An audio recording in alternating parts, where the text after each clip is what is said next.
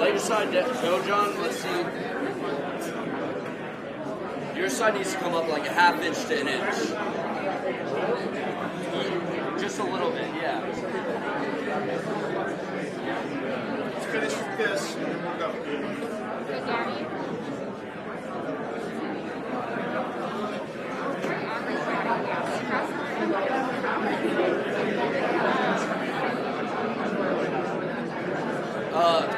Pull that ball out.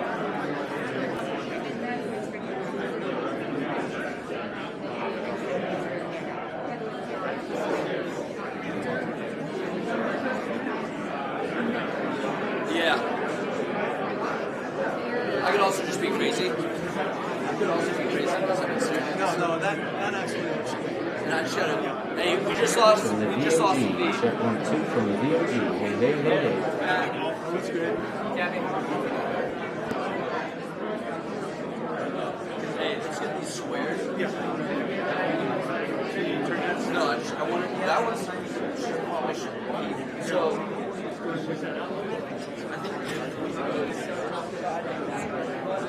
you hear them yelling at us. Here's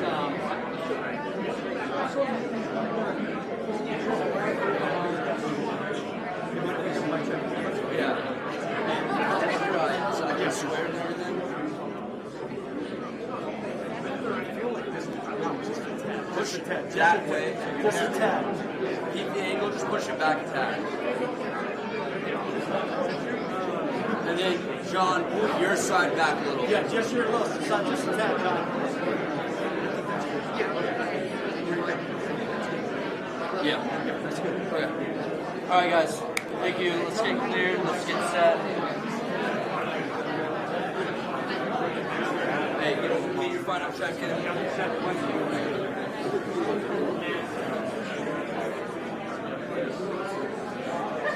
Fine.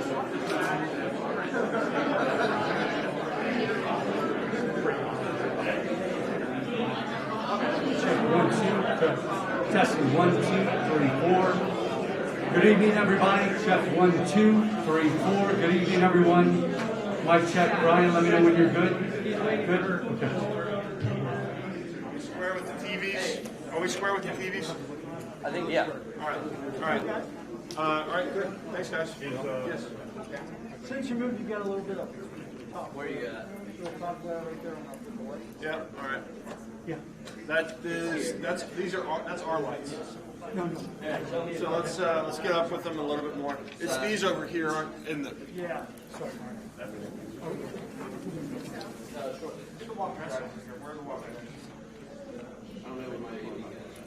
Where the AV guys go?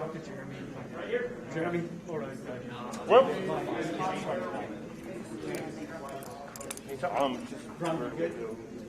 Hey, is this the light? Cool. Is this the light? Yeah. That's the one that's doing it? Don't go back much more because we'll lose that light. Yeah. There's a screen.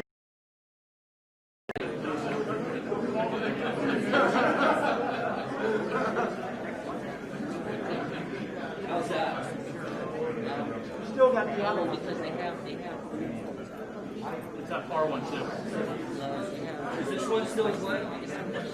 Yeah, they're both still playing. That one's better.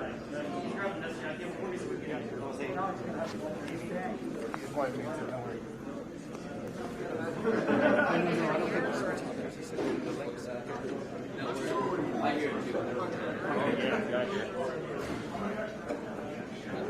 That's not gonna go with them.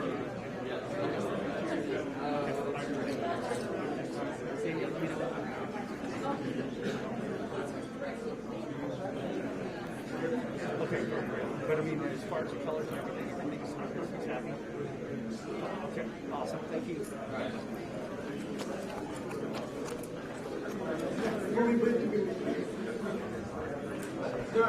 Can you go one more time? Sure. Okay. Good? Cool. You got it. All right, we square. Yes, just that top right. Full camera, we're good. Yes, sir. I know you're good. You guys are good? All right. Rob, bring him in.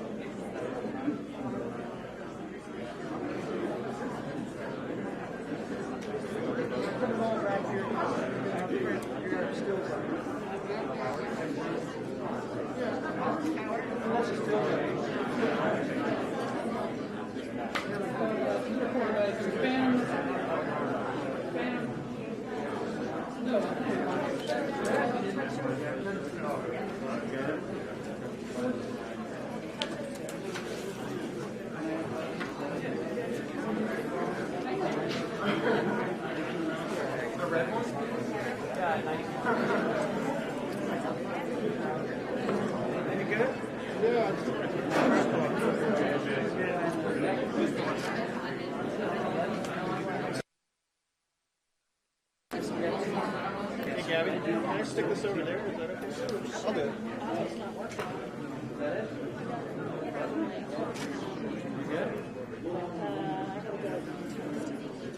Mine's reading off the TV screen.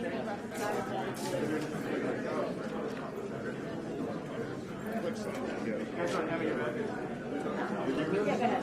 Thank you. But I have no doubt.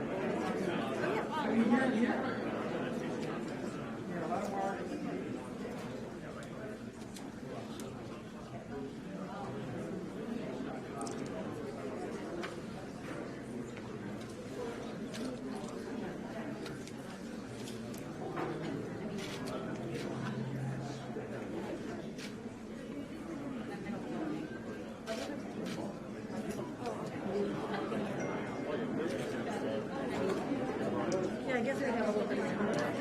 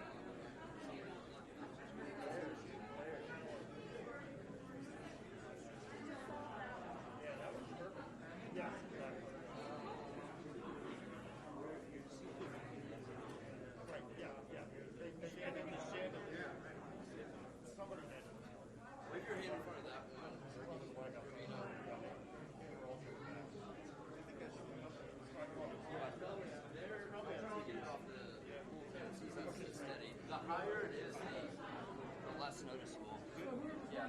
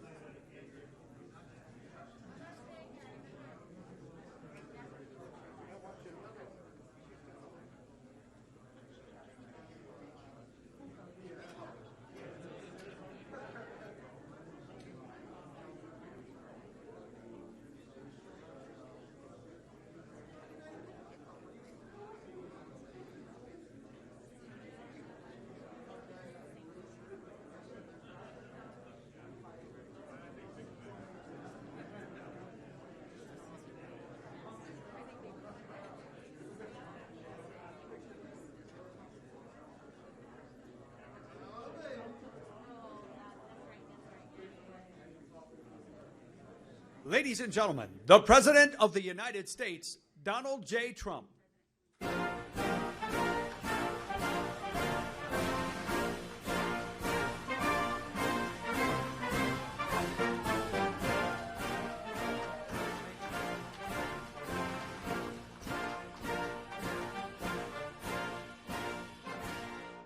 Thank you very much, and it's a great honor to have everybody here. And I know the press was not quite expecting this, so I appreciate your being able to attend. We have a terrific number of things and some very positive things to tell you tonight. I want to begin by giving an update on the economy. Economic health is vital to public health.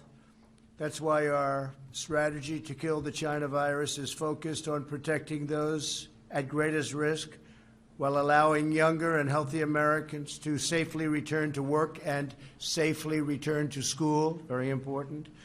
We added 1.8 million new jobs in July, exceeding predictions for the third month in a row, and adding a total of over 9.3 million jobs since May. And I will say that the job growth that we've seen over the last 3 months, 9.3 million, is the single greatest three-month period of job creation in American history. That's big stuff. That's big news and great news. Over the past 3 months, the United States has surpassed market expectations by a total of 12 million new jobs. Over the last 3 months, the United States has added 623,000 manufacturing jobs. Remember, you'd need a magic wand to get manufacturing jobs. And we're getting them even in a pandemic, which is disappearing. It's going to disappear. And 639,000 brand new construction jobs. Over half of the new jobs are full-time jobs, and wages are up by 4.8%, which is terrific. Unemployment has fallen by nearly 30% since April. Think of that, 30% since April. Hispanic American unemployment has decreased by nearly 32%. Jobs held by African Americans, which were hit especially hard by the shutdowns, incredibly hard, increased by nearly 1 million over the past 3 months, and that's also a record. That's a job record. African American, 1 million, it's a job record. We must ensure that the progress continues. My administration has enacted over $3 trillion in historic relief since China allowed the virus to infect the world. So we've contributed $3 trillion.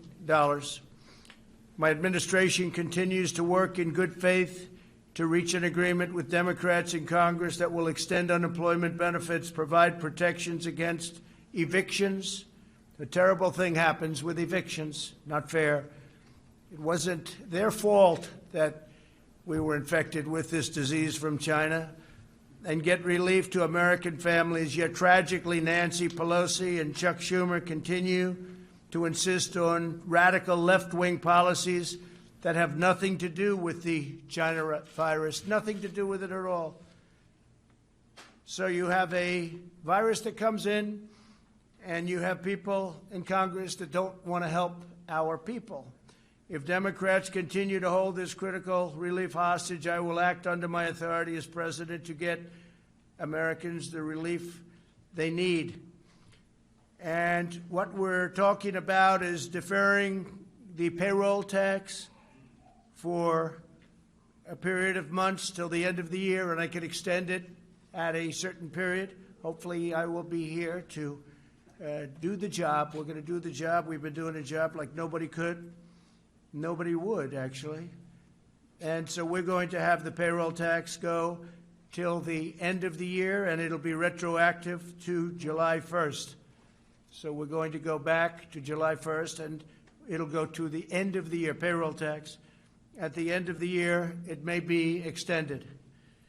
We're going to enhance unemployment benefits through the end of the year. So unemployment benefits will be, that's a big one, will be brought out to the end of the year, and defer student loan payments and forgive interest until further notice. So students who are paying student loans, and in many cases they're not even allowed to go back into their colleges. Extend the eviction moratorium. We will be extending that so people aren't evicted, not their fault. We had a lengthy discussion this morning with President Macron of France concerning numerous subjects, but in particular the catastrophic event which took place in Beirut, Lebanon. Horrible, horrible event. At 3 p.m. this afternoon, I spoke with President Aoun of Lebanon to inform him that 3 large aircraft are on the way, and they're fully loaded with medical supplies, food, water, and many other things. Lots of emergency equipment. Also, first responders, technicians, doctors, and nurses are on their way. This was an event like the world has not seen for a long time. Horrible event. We'll be having a conference call on Sunday with President Macron, leaders of Lebanon, and leaders from various parts of the world. Everyone wants to help. We spoke to a lot of people. They all want to help. The United States is with authorities on the ground right now in Lebanon to identify further health and humanitarian needs, and we will provide further assistance in the period to come. We're working very closely with their government and with their leaders. And on behalf of the United States, I want to extend our condolences to all of the families, a much larger number of families than anybody would have thought and than anybody at first thought. But all of those families who lost loved ones, relatives, friends in this horrible tragedy, we stand firmly with the people of Lebanon and will continue to offer our full support through this very difficult time. We have not seen anything like this in a long time. As you know, earlier this week I met with American workers at the Tennessee Valley Authority who have been laid off by the leadership at the Tennessee Valley Authority. As you know, this is a form of utility. It's been around for a long time, since FDR, and the head person, not controlled by government, but it's sort of semi-public in a sense, gets paid the highest salary in the world of government. He gets $8 million a year. That's not a bad amount of money. It's $8 million a year, and we are not accepting that, even though we're not the ones that appoint him or her, but in this case him. We're not accepting somebody getting paid $8 million a year. This has been going on for many years. And we will do something about that, and we're already in negotiations right now, including possible termination. They and hundreds of their fellow American tech workers, the workers at the TVA, were being terminated from their positions on top of all of this and on top of the $8 million salary and a chief of staff who makes much more than $1 million a year. But on top of all that, they were being terminated from their positions, these incredible people, in order to train the lower-cost foreign workers imported to replace them. How's that for a law? And this was set up originally to create jobs and economic development. And now they're getting fired, and they're supposed to train people for who get a much lower salary. It's crazy. This was a grave injustice. I fired the chairman of the board in response. On Friday, I fired the chairman of the board, along with one other board member. That's the one thing we have. We have the right to fire board members. And I made it clear that if they did not swiftly reverse course, I would continue with these firings of the board members. And we just were informed that they have agreed to change course totally. And today I'm proud to announce that a major victory for the workers of Tennessee and Kentucky and other areas that are covered, great states, that the leadership of the TVA has canceled all of the layoffs and given hundreds of American workers their jobs back. They're being rehired as we speak. In this administration, we live by two rules: buy American and hire American. You can't do that. You can't fire all our workers and hire people back from other faraway parts of the world at lower prices, especially when they have to train the people. And they can never train them as good as what you have, because they've been there for many years. They've done a fantastic job. And they love the TVA. We had a lot of people in the office the other day. A lot of the media was covering it. They love the Tennessee Valley Authority.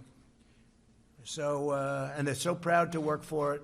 But this happened, and it was a terrible thing. So now they're going to get their jobs back. They're all going to be getting their jobs back.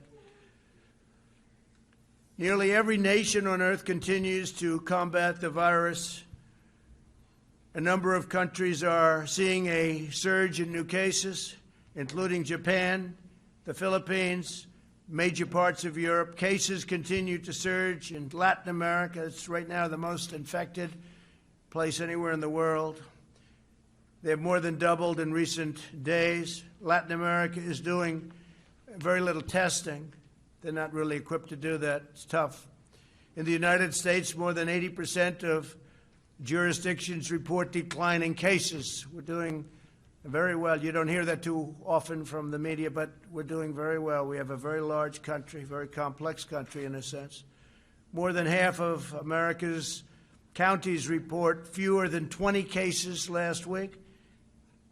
So if you look at that, more than half of America's counties report fewer than 20 cases last week. But we have to remain vigilant. We're doing very well, but we have to remain vigilant. Nationally, the percentage of emergency room visits with the coronavirus symptoms is down to almost half what it was in July.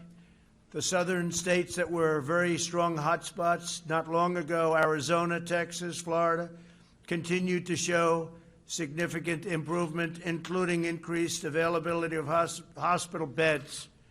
Arizona now has the smallest number of coronavirus inpatients since mid-June. It's gone. The governor was up, and we had a great meeting, Governor Ducey, and the meeting was terrific. But since mid-June, so they're doing well, and it's going down, heading down very rapidly, actually.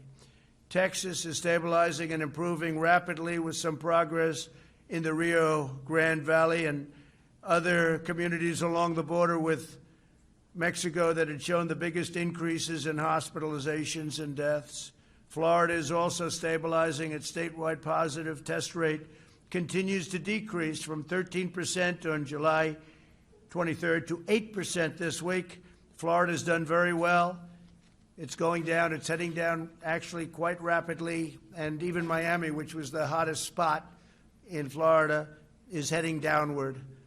But Florida has done very well. Texas has done very well and rapidly. And Arizona has done incredibly well. So Arizona's really been a very rapid drop. New Jersey and New York remain stable with less than 1% of emergency room visits due to the China virus. The illness took a devastating toll on both states, as you know. While both states really took the brunt of the infection earlier this year, thankfully, we have not seen a resurgence. They've been doing a good job. Everybody's working very hard. Both governors are working very, very hard. We're in touch with them. We're supplying them with a lot of supplies as needed, if needed. But they're needing very little right now. They're in very good shape. We will continue to monitor the new cases. Throughout this crisis, my administration has provided extraordinary support of people, equipment, medical supplies to the people of New Jersey, the people of New York, and to the people of every state, all of our states. We're carefully monitoring California's Central Valley, as well as San Diego, Los Angeles, Sacramento, and San Francisco, which are starting to stabilize and go down. We're carefully watching regions from increasing cases, including Boston and Chicago, as well as the Midwest. We're watching them all very carefully. It's vital that all Americans work together to protect the vulnerable. For this reason, we've delivered vast amounts of protective equipment and testing supplies to nursing homes all across America. We're focused very much on the elderly, especially the elderly where they have heart problems or diabetes problems. Diabetes is a big problem. Approximately half of all deaths have occurred in nursing homes and long-term care facilities. That's an incredible number when you hear half of the deaths have been in nursing homes and long-term care facilities. And I will tell you that I met with owners and representatives of nursing homes, and they are very, very vigilant. They're doing a very good job now. They've really done something that I think is special. They're doing very well in terms of the virus. They're working very hard, and a lot of things happened. A lot of forces came together and hit the nursing homes very hard. But the representatives of nursing homes, in some cases the ownership of nursing homes, are working very hard. The federal government and the private sector have delivered more than 9 million N95 masks, 27 million surgical masks, 3 million face shields, 20 million gowns, and 668 million gloves to New Jersey alone. Think of that. We provided $3.4 billion to the state of New Jersey in emergency relief funding. So we happen to be in New Jersey right now, so those are great numbers. The governor's working very hard. Governor Murphy's doing a good job. We're working very closely with him. We've also provided nearly $5 billion to New Jersey hospitals and health care facilities. And through the Paycheck Protection Program that you all know so well, We provided $23 billion to support more than 250,000 New Jersey small businesses. A lot of the small businesses that you see that are opening now and going to do well, they're there because of what we did with Paycheck Protection. On therapeutics and vaccine updates, 3 vaccine candidates have now moved into phase 3 trials. This would be years ahead of schedule. We have done wonders with the FDA. I want to thank the FDA and all of the great people there and Dr. Hahn. But we have phase 3 trials already going on, which is most people would have said impossible to even think about. Today, Pfizer announced that it will manufacture Gilead's drug remdesivir, where we've had tremendous success. Last week alone, my administration procured and distributed over 120,000 vials of remdesivir, enough to treat more than 19,000 patients. Plasma treatments continue to show incredibly encouraging results, really incredible what's going on. And if you can go to a blood bank, if you've had this disease and beat it, and there are a lot of people that have, if you could, go to a blood bank and donate, that would be a tremendous help.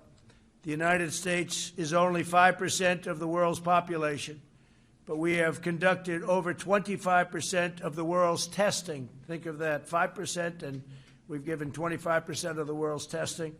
Any proper global analysis of confirmed cases must really take this into account, because we're constantly showing cases are up. Well, the reason cases are up because we're doing, one of the reasons, we're doing a lot of testing. We're doing much more testing than anyone else, close to 65 million tests, where other countries have done very little testing. They'll test people if they get sick. They'll test people if they go into the hospital. They'll test certain people. We're doing tremendous testing, and we're especially doing big testing at the nursing homes. Over the last week, the testing turnaround times have declined significantly as our major commercial labs have begun pooling samples, and we've also been able to send out many more of the tests, which are the 5-minute to 15-minute result tests. Testing samples from multiple patients in one batch is also something that we're very focused on and doing, but in the not-too-distant future, we'll have so many tests where it's a quick test. They call it a quick test, 5 minutes to 15 minutes, so we won't even have to worry too much about the process of sending and receiving. Because if you figure it takes a day to send and a day to receive, and let's say a day at the laboratory, that's 3 days right there. And the other tests, you can have them in 5 to 15 minutes. Over the next 2 weeks, I'll be pursuing a major executive order requiring health insurance companies to cover all pre-existing conditions for all customers. That's a big thing. I've always been very strongly in favor. We have to cover pre-existing conditions. So we will be pursuing a major executive order requiring health insurance companies to cover all pre-existing conditions for all of its customers. This has never been done before, but it's time the people of our country are properly represented and properly taken care of. This follows a series of executive orders to lower drug prices and lower prescription drug prices, and significantly. We had the only year, which was last year, where drug prices went down in 51 years. But we're talking about going down at a level that nobody has even thought possible now, even though the drug companies are running very big ads on me, but that's usually a reason. They're not too happy. They can't be too thrilled. But they've made a lot of money over the years, and prices just go up. Not fair. This includes a landmark executive order requiring drug companies to change Americans and charge Americans no more than they charge to foreign countries. So they have to charge Americans no more than they charge to foreign countries. That means our country can't be charged more. So if Germany gets drugs at a very small or low price, and we're paying many times that price in the United States because we pay for all of the research, the development, the promotion, and other things, we will get what's called a favored nations clause we're going to have. And I signed a favored nations clause. so that the United States, which is the #1 purchaser of drugs by far in the world, biggest purchaser in the world, not even close. You have other countries that are bigger. If you look at India, China, etc., not too many. But we have countries that are bigger, but not even close in terms of ordering drugs. We're the #1 country in the world. But we have a favored nation, so if somebody has a drug, in many cases, it comes from a plant, the same plant. It's the same pill. It's the same medicine or medication. Whatever the lowest country charges. So if Germany charges 10 cents for a pill and we charge $2, and I only use Germany as an example, then we get that for 10 cents. So what's going to happen is that's going to go up a little bit and ours is going to come down a whole lot. So it's favored nations, and I will tell you that Big Pharma is not happy. For too long, we've been forced to subsidize cheaper drug prices in foreign countries. We've subsidized them to a level that nobody can believe. Nobody talked about it. Everybody wondered, how come every president that runs for office says they're going to lower drug prices, and they never do. They go through the right roof. Over the last administration, they went up like skyrocketing. That's Biden. Biden's not going to be able to do it. He has no clue. So what's happening is we are going to be working to get rid of all the subsidy to foreign lands, and we're going to give essentially all of the benefit that, frankly, they have as great negotiators. Those benefits are going to go to our people. So it's called a favored nations clause, and you can look it up and you can see, and nobody's had the courage to institute it, to call it, because it's a very big step. But it's something that is going to drive drug prices down 50, 60, maybe even 70%.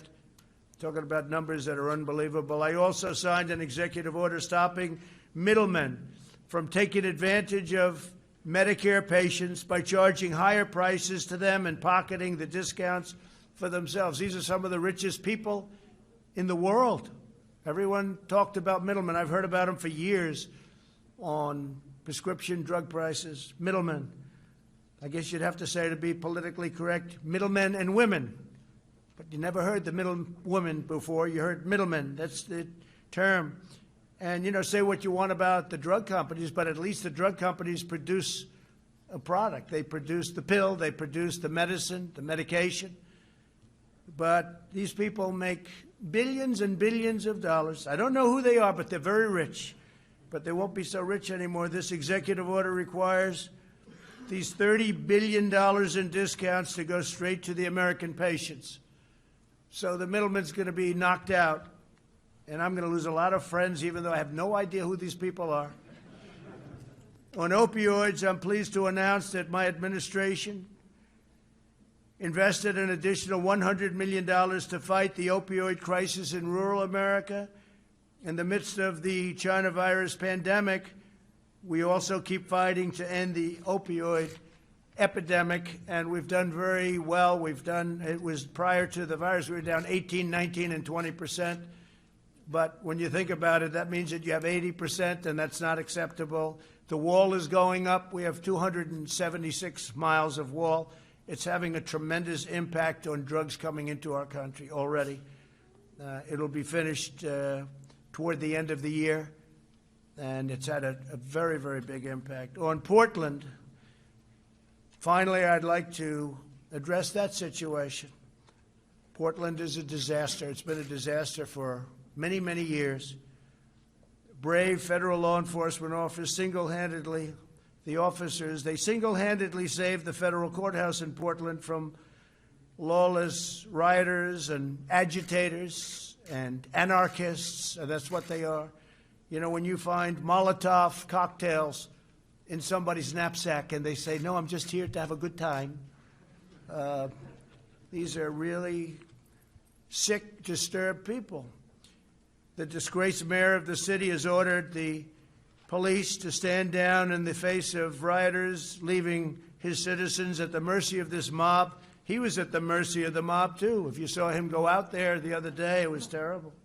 He went out there and they wanted to rip him apart. But fortunately, he had 5 people with him, called security. Mayor Wheeler has abdicated his duty and surrendered his city to the mob. As a result, the mob descended upon a police precinct and tried to burn it down, tear it down, rip it down, an act of attempted murder.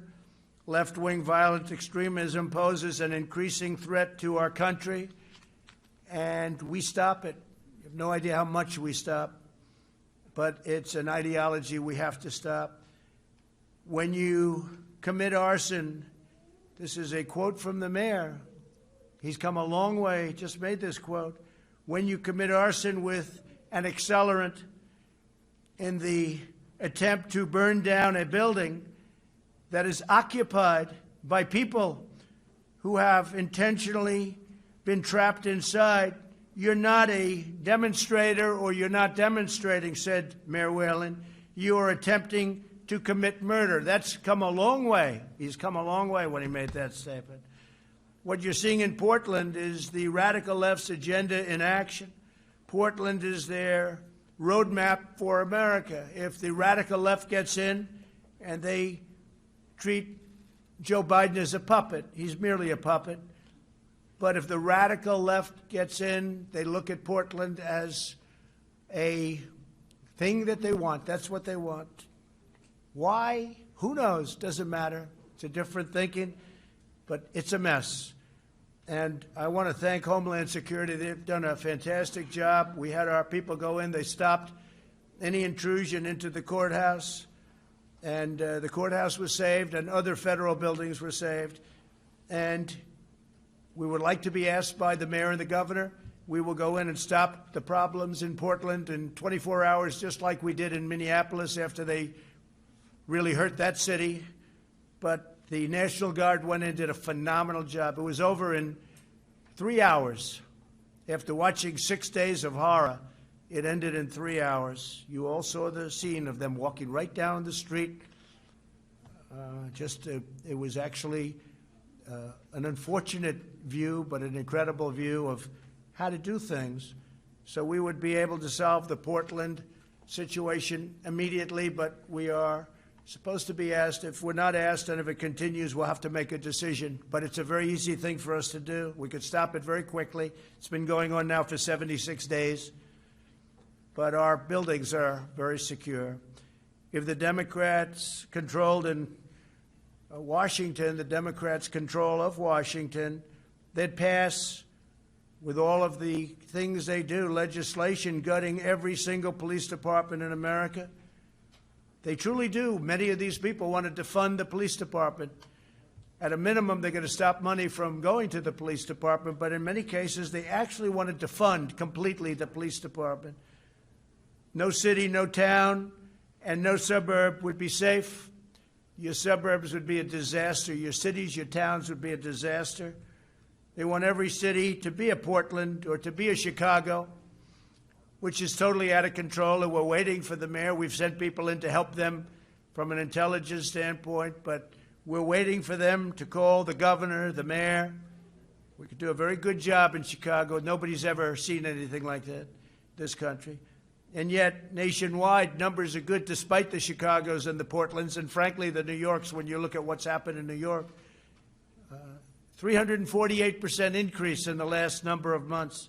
Nobody's seen anything like that. It's so sad. To me, it's so sad because I love New York, and it's so sad. And all it is horrible, horrible, incompetent management by politicians that truly don't know what they're doing.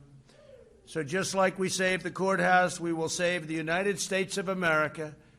And a vast majority of people agree with me, a vast majority. Most people. They don't speak up as much as they could, but we know they're there, and everybody else knows they're there too. So with that, I'll take a few questions from the media. They've been here for a long time, and they've been waiting outside for a long time, and they wait for these moments. It's always a lot of fun. Please, go ahead. No, you, go ahead. Oh, thank you, Mr. President. I have a couple of questions on the negotiations with Capitol Hill on the Yeah. coronavirus legislation. These executive orders you mentioned, do you have a timeline on when you're going to sign them, or? Yeah, it could be by the end of the week. They're being drawn by the lawyers right now. They work very nicely.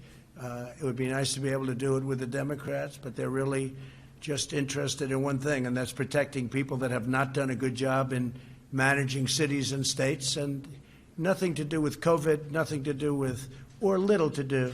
They want to be able to make up for many, many years, in some cases decades of bad management. We can't do that. So that's what they want. They want to do that, and we don't want to do that. Are you concerned about the legality of these executive orders? No, not at all. No, if somebody, well, you always get sued. I mean, everything you do, you get sued. I was sued on the travel ban, and we won. I was sued on a lot of things, and we won. So we'll see. Yeah, probably we get sued, but people feel that we can do it. Jeff, go ahead.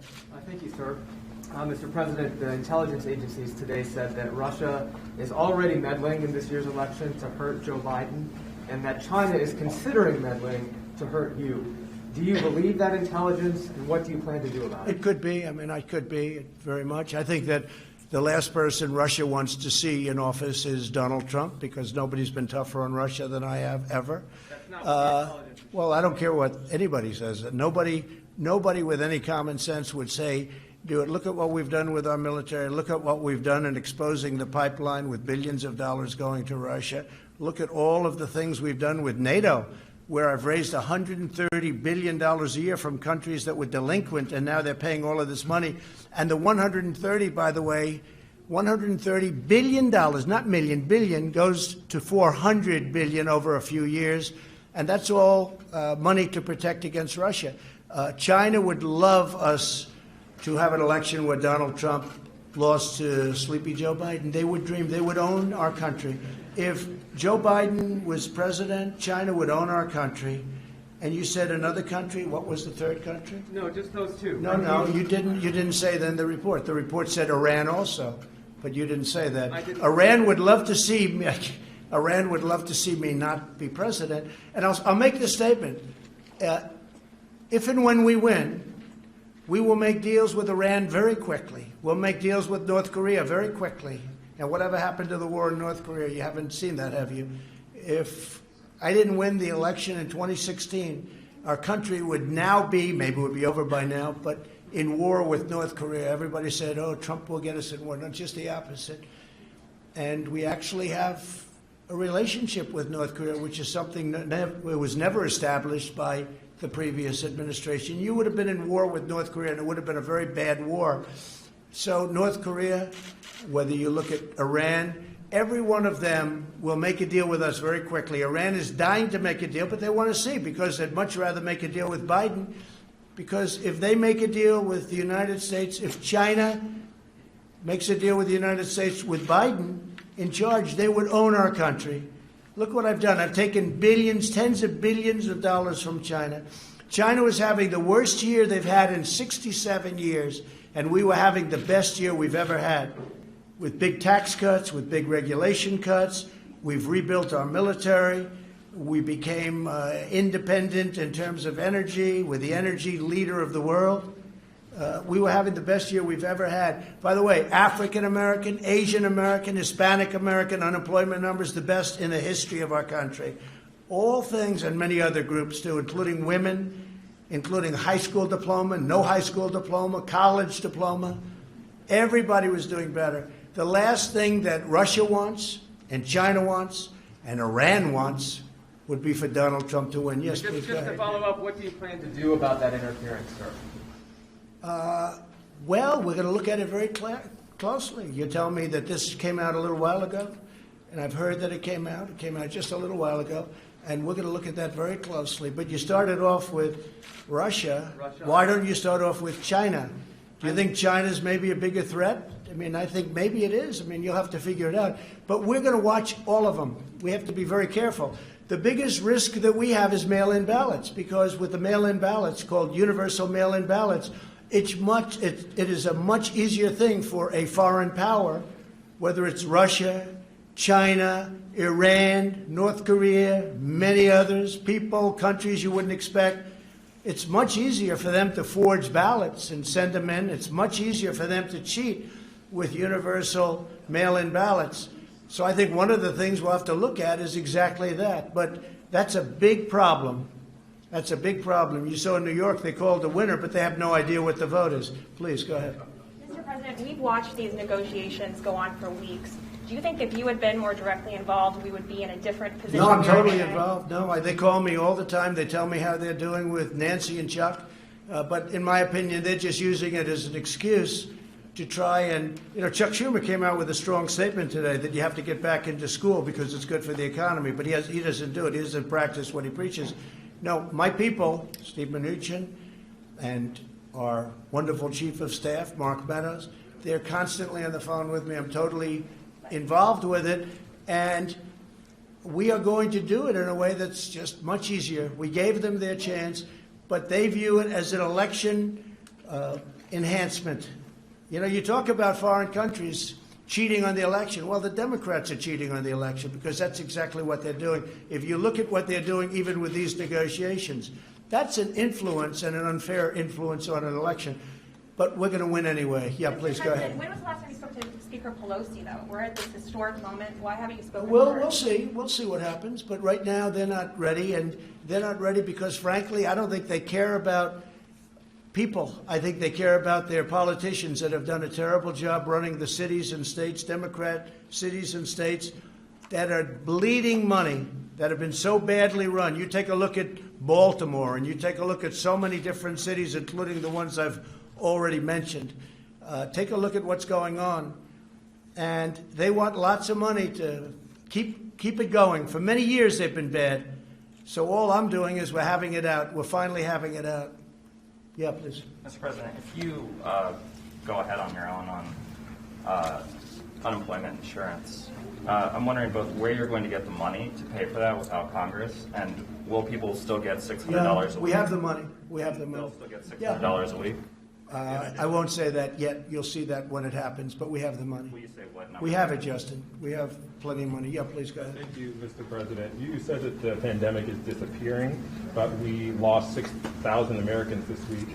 And just in this room, you have dozens of people. You're not following the guidelines in New Jersey, which say you should not have more No, than they don't 25. have. It's a political activity. Why are you saying such a bad example, Mr. President? You're wrong on that because it's a political activity. They have exceptions, political activity, and it's also a peaceful protest. So when you have, and as you know, they asked if they could be. A number of, and to me they look like they all have, pretty much all have masks on, but you have an exclusion in the law. It says peaceful protest or political activity, right? In fact, specifically, yeah, it says exactly political activity or peaceful protest, and you can call it political activity, but I'd call it peaceful protest because they heard you were coming up, and they know the news is fake. They understand it better than anybody. And they asked whether or not they can be here. Like the question about Russia, he doesn't mention Iran was in the report. He doesn't mention, or he mentions very late that China was in the report, because that's the way they are. They're not. If the press in this country were honest, it wasn't corrupt, if it wasn't fake, our country would be so much further ahead. But we're doing really great. Thank you all very much. Thank you very much.